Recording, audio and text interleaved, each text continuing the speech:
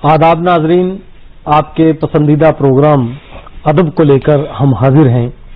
मैं हूं आपका मेजबान जतिंदर परवाज। जैसा कि आप जानते हैं कि हम अपने इस प्रोग्राम में किसी न किसी नए मौजू के साथ हाजिर होते हैं। आज हमने जो मौजू का इंतखाब किया है वो है पंजाब में उर्दू गजल। गजल जिसने कई दौर देखे हैं। इसने पीर फकीरों की दरगाहों पर सजदा करके दुआएं भी हासिल की और कोठे पर तवाइफ के कदमों में बजते घुंघरुओं के साथ जुगलबंदी करके वाहवाही भी लूटी।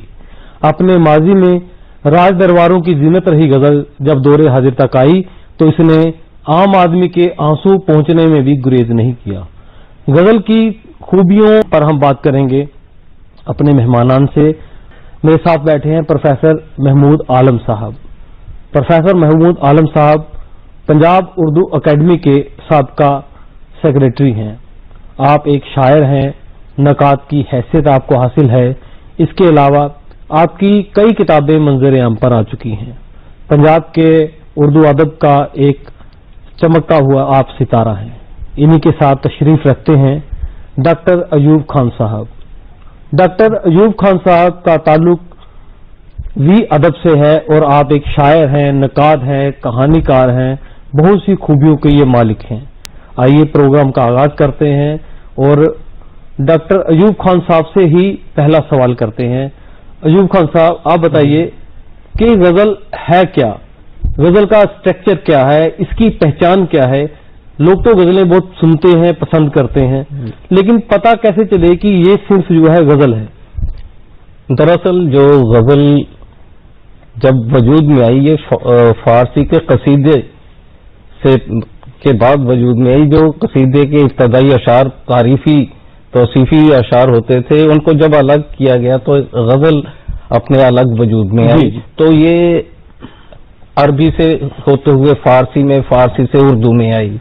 और इसमें गजल में जो चीज खास तौर पे देखी जाती है हैत के एतबार से वो काफिया, रदीफ के अलावा पहले शेर को मतला और आखिरी शेर को मक्ता कहते हैं। और इसके अलावा जो गजल के दूसरे अशार हैं वो हम काफिया, उसके दूसरा मिसरा हम काफिया आपको मिलेगा हर शेर का दूसरा। ये गजल की एक पहचान है। गजल जो है जब हम उसे पहचाने सिन्फ के तौर पर तो उसमें पहला शेर मतला होगा और आखिरी मक्ता होगा और बाकी के जितने अशार होंगे उनके दूसरे मिसरा सानी जो होगा वो हम काफिया और हम रदीफ होंगे। डॉक्टर साहब, गजल की जो पहचान है इस पर कुछ मजीद आप इजाफा कर सकते हैं? देखिए, उर्दू गजल जो है ये अपने इजाज और इख्तिसार इस बिना पर ये इसकी खास पहचान है। रमज़ो इमायत इसका एक खास वस्फ है और उर्दू गजल में यही इसकी मकबूलियत का एक सबब है जी। वरना उर्दू शायरी में एक दौर ऐसा भी आया कि जब गजल को गर्दन ज़दनी करार दिया गया, लेकिन यही इसका वस्फ जो था उसने गजल को जिंदा रखा। अगर कलीमुद्दीन अहमद ने एक दौर में कहा कि गजल जो है वो नीम वहशी सिन्फ़े सुखन है, तो रशीद अहमद सिद्दीकी साहब ने कहा कि गजल जो है उर्दू शायरी की आबरू है।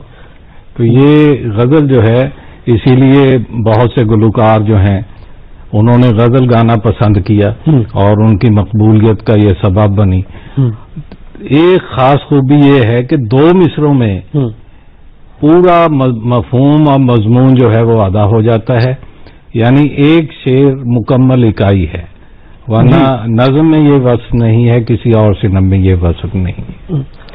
यूब खान साहब, जो गजल है ये नज़म से कैसे मुख्तलिफ है, इसकी पहचान? नज़म में मज़ामीन मुसलसल चलते हैं, लेकिन गजल का जो शेर होगा उसका हर शेर का मजमून अलग होगा जी। वो मुसलसल मज़ामीन आ सकते हैं। जैसे इकबाल की कुछ गजलें हमें ऐसी मिलती हैं कि एक ही मजमून पे मुख्तलिफ अशार मिलते हैं, लेकिन गजल की असल खूबी यही है कि हर शेर का मजमून अलग होता है। और यही चीज हमें जो दूसरी असनाफ से الگ کرتی ہے اور دنیا میں ایک الگ پہچان بنی ہے.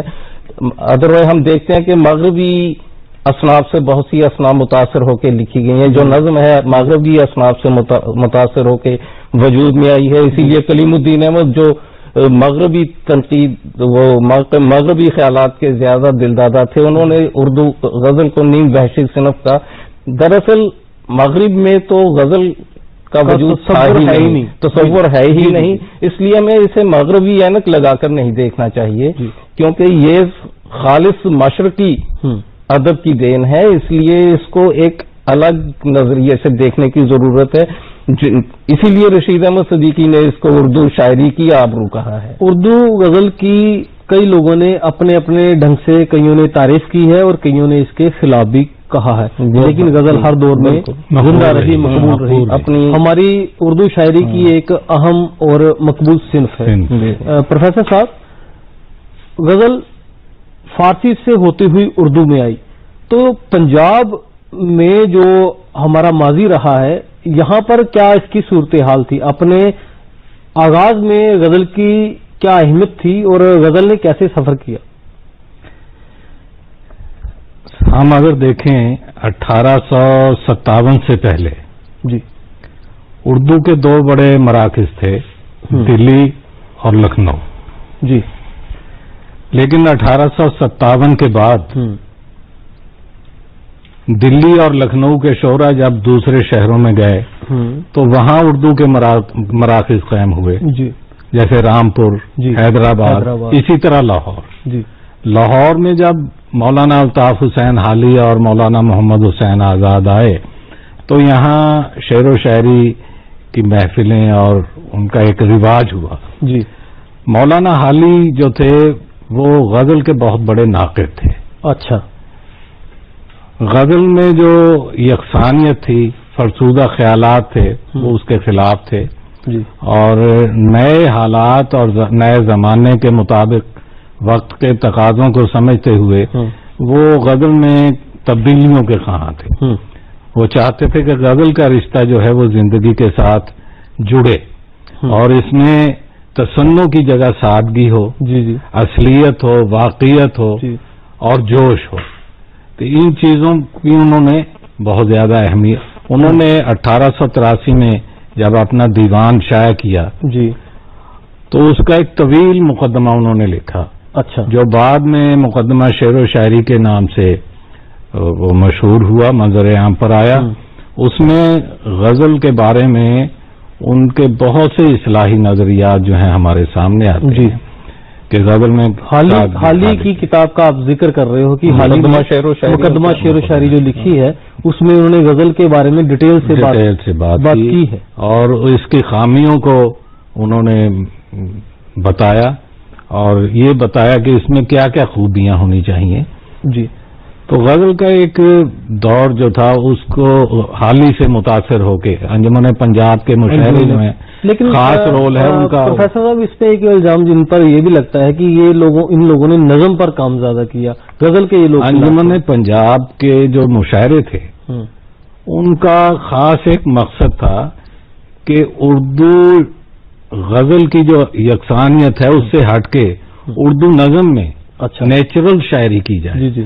باقاعدہ وہ نظم میں ٹاپک دیتے تھے، حب وطن اور مناظر قدرت اور سماجی جو مسائل ہیں میں یہ جاننا چاہتا ہوں انجمن پنجاب کا جہاں حالی صاحب کا جہاں اجاز صاحب کا غزل کو مقبول کرنے میں کیا رول رہا ہے؟ غزل کے سلسلے میں مولانا آزاد سے زیادہ مولانا حالی کی کوششیں زیادہ ہیں.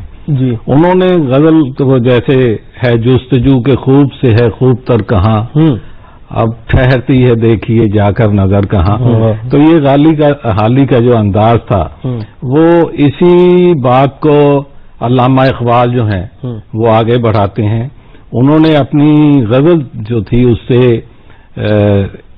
حکمت کا کام لیا، فلسفے کو اس میں شامل کیا اور ایک پیغام جو تھا علامہ اقبال کا اس کا وسیلہ بنایا. جیسے حالی اور آزاد کے دور کے بعد علامہ اقبال کا عمل سے زندگی بنتی ہے جنت بھی جہنم بھی، یہ خاکی اپنی فطرت میں نہ نوری ہے نہ ناری ہے. اور پھر علامہ اقبال کے بعد ہمارے ترقی پسند شاعر جو تھے انہوں نے غزل میں اپنے ترقی پسند نظریات شامل کیے. ان میں ساحر ہیں، فیض ہیں، احسان دانش ہیں. تو ان کے ہاں غزل کا جو ہے وہ ایک نئے پن کا احساس ہوتا ہے. خاص طور پر دست صبا جب 1953 میں منظر عام پر آئی فیض احمد فیض کی، تو غزل کا بہت ہی ایک ترقی پسندوں سے ہٹ کے ایک غزل کا نیا انداز، نیا آہنگ وہ اردو غزل میں شامل ہوا. جیسے رنگ پیراہن کا خوشبو زلف لہرانے کا نام، موسم گل ہے تمہارے بام پر آنے کا نام. اور اسی طرح انہوں نے گلوں میں رنگ بھرے باد نو بہار چلے بھی آؤ کہ گلشن کا کاروب. یہ بالکل انہوں نے نیا ایک پیرایا اظہار اختیار کیا. ڈاکٹر ایوب صاحب یہ بتائیں کہ غزل جو تھی حسن و عشق پر ہی مبنی تھی اور اس میں اسی طرح کی باتیں ہوتی تھی. غزل کے معنی بھی عورتوں سے گفتگو کرنا ہے. جب یہ اس رنگ سے نکل کر یہ نئے دور میں آتی ہے غزل، تو حالات حاضرہ کے اس میں مفہوم جو ہے وہ ڈھالے جاتے ہیں. تو کیا غزل کی صورتحال نکل کے آتی ہے؟ جب ہم دیکھتے ہیں کہ غزل پرانے دور میں گل و بلبل، عشق، محبت اور یہی باتیں تھیں زیادہ تر، لیکن غزل کی خوبی یہ ہے کہ اس کے ہر شعر میں یعنی دنیا کا کوئی بھی موضوع ہو، انسان سے متعلق، زندگی سے متعلق، ہر دو مصروں میں پوری بات کو سمیٹنے کی صلاحیت رکھتی ہے یہ. جی. اور ہر شعر کا مفہوم الگ، یعنی اس پہ کوئی پابندی نہیں کہ آپ نے ایک ہی مضمون پہ شعر کہنے ہیں. اس لیے جو بھی بات دو مصروں میں کہی گئی یا کہی جا سکتی ہے وہ غزل نے اپنے دامن میں سمیٹ لی ہے. جی. اب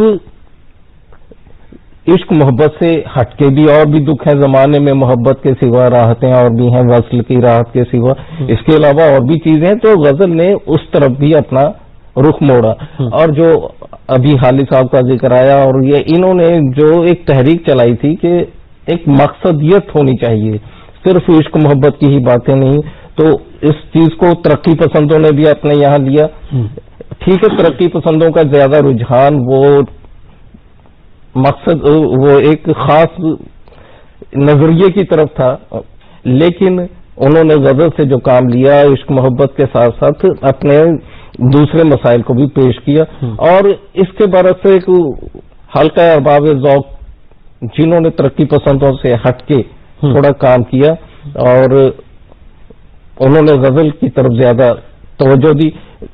اس کے بعد 47 کے جو حالات، اس کے یہ تقسیم کے اثرات رہے، اس دور میں بھی زیادہ نظم کی طرف توجہ. لیکن 1960 کے بعد جب ہم دیکھتے ہیں تو ہمیں جدیدیت کی طرف جو شاعر گئے تو انہوں نے زیادہ غزل کی طرف ہی توجہ دی اور زندگی کے دوسرے موضوعات کو، ادب برائے زندگی کی طرف، ادب برائے زندگی. لیکن ان کے یہاں مایوسی، یاسیت یہ زیادہ چیز حائل رہی. یہ 1960 کے بعد پھر جب جدیدیت کے بعد ایک اور دوسرا مابعد جدیدیت، انہوں نے یاسیت سے نکلنے کی کوشش کی. پروفیسر صاحب، پنجاب کی ہم بات کر رہے ہیں اور پنجاب میں اردو غزل کی بات کر رہے ہیں، تو جو پنجابیت ہے ہمارے یہاں، اس کے کیا اثرات رہے ہیں اردو غزل پر؟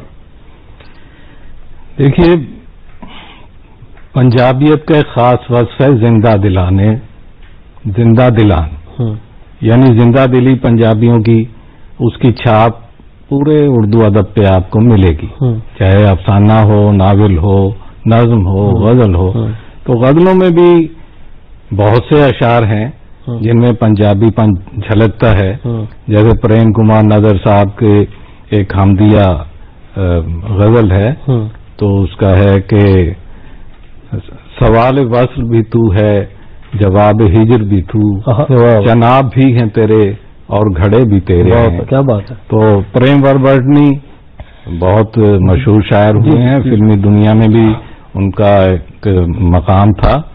تو انہوں نے کہا ایک ہٹیلے پھول کی خاطر کچھ شمشیریں جمع کرو، دل رانجھا ہے اس کے لیے پنجاب کی ہیریں جمع کرو. تو انشاءاللہ خان شاہ نے بہت پہلے کہا تھا کہ سنایا رات کو قصہ جو ہیر رانجھا کا، تو اہل درد کو پنجابیوں نے لوٹ لیا. تو پنجاب کے بہت سے اثرات جو ہیں آپ کو اردو غزل میں ملیں گے. اور ایک بات میں یہاں یہ کرنا چاہتا ہوں کہ جیسے انہوں نے تقسیم کا ذکر کیا، تقسیم کے بعد بہت سے اردو کے شاعر ادھر سے ادھر چلے گئے، ادھر سے ادھر آ گئے، اور تقسیم کے بعد جو خاص طور پر اردو کی صورتحال ہوئی کہ اردو کی تعلیم کا سلسلہ بالکل منقطع ہو گیا. تو ایسے حالات میں جن شاعروں نے اردو غزل کی خاص طور پر آبیاری کی، ان میں جوش ملسیانی بہت اہم نام ہے. ان کے شاگردوں، وہ داغ اسکول سے وابستہ تھے، ان کے شاگردوں کی بہت طویل فہرست ہے، جن میں آر ڈی شرما تاثیر ہیں، سکھدیو شرما رشک ہیں، اور جیگر جالندری ہیں، نریش کمار شاد ہیں، شباب للت ہیں، بہت مشہور. ان کے ساتھ انہوں نے غزل ایک غزل کا اسکول انہوں نے قائم کیا، اور داغ اسکول جو زبان پر زور دیا جاتا تھا، بیان پر زور دیا جاتا، زبان کی خوبیوں کا خیال رکھا جاتا تھا، اور فنی پابندیوں کا جس طرح لحاظ رکھا جاتا تھا. تو یہ ایک تربیت انہوں نے اپنے شاگردوں کی، اور تربیت بھی اس درجہ کہ جوش صاحب کا ہر شاگرد اپنے آپ میں ایک استاد کا درجہ رکھتا تھا. کیا بات ہے. اس کے علاوہ رتن پنڈور بھی صاحب تھے، وہ بھی اردو غزل میں اپنے شاگردوں کی اصلاح کر رہے تھے. ان کے شاگردوں میں ایک لمبا سلسلہ چل رہا ہے. راجندر ناتھ رہبر صاحب جو ہیں ان کے شاگردوں میں خاص میلا رام وفا نے بھی اردو. میلا رام وفا کے بارے میں تو ایک یہ بھی جملہ مشہور ہو گیا تھا کہ شعر کہنے کا سلیقہ سیکھ میلا رام سے. تو میلا رام وفا نے یہ وہ شاعر تھے جنہوں نے اردو کی شمع کو روشن رکھا. آپ پنجابیت کی بات کر رہے تھے تو شعر ایک مجھے بھی یاد آ گیا کہ پنجابیت پر ہی دلی سخن وروں کا ہے. ہاں، آپ کا شعر ہے کہ اردو کے کچھ راز پنجاب میں بھی ہیں. دلی سخن وروں کا ہے مرکز، مگر میاں اردو کے کچھ چراغ پنجاب میں بھی ہیں. ایوب صاحب، آپ یہ بتائیے کہ غزل کے فروغ میں پنجاب میں مشاعروں کا کیا رول رہا؟ آج کے دور میں دیکھا جائے تو غزل کو جو تقویت ملی ہے تو اس میں مشاعروں کا بہت اہم رول ہے. جیسا کہ پروفیسر صاحب نے بتایا کہ 47 کے بعد پنجاب میں اردو رسم الخط تقریباً ناپیسی ہو گئی تھی، اور اب بہت کم لوگ پڑھے لکھے ہیں جو اردو رسم الخط سے واقف ہیں، لیکن مشاعروں کی بنا پر ان کا غزل سے جو لگاؤ ہے وہ آج بھی وہی ہے جو پہلے تھا.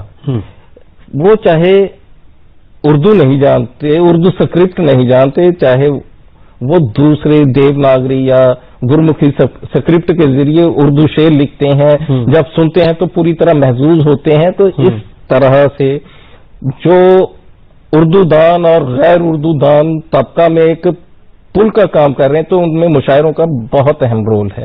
تو میرے خیال میں آج کے دور میں مشاعرے اردو غزل کی مقبولیت میں کافی اہم رول ادا کرتے ہیں. صاحب، آپ ان کی بات سے کیا؟ جی، میں تھوڑا اس میں اضافہ کرنا چاہتا ہوں کہ میں نے جس دور کا ذکر کیا کہ جو داغ اسکول ایک اس نے اردو غزل کی روایت کو قائم رکھا، اس میں مشاعروں کا اس لیے قمر مہندر سنگھ بیدی ساہر کا ذکر میں بہت ضروری سمجھتا ہوں کہ انہوں نے پنجاب میں، کیونکہ وہ ایک بہت اچھی پوسٹ پہ تھے اور بہت پنجاب میں مشاعروں کا ایک ماحول کیا.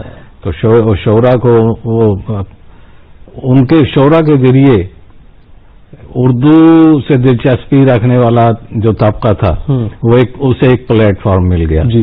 تو ان شاعروں کے علاوہ بھی پنجاب میں کچھ شاعر تھے جنہوں نے سن 1960 کے بعد جدیدیت کو اپنا شعار بنایا.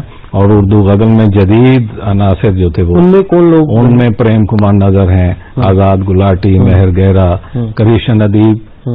تو یہ شعرا تھے جو انہوں نے داغ اسکول سے ہٹ کے الگ اپنے جو جدید نظریات تھے شاعری کے یا رجحانات تھے انہیں قبول کیا، اور شاعری میں جیسے جدیدیت میں خاص ہے کہ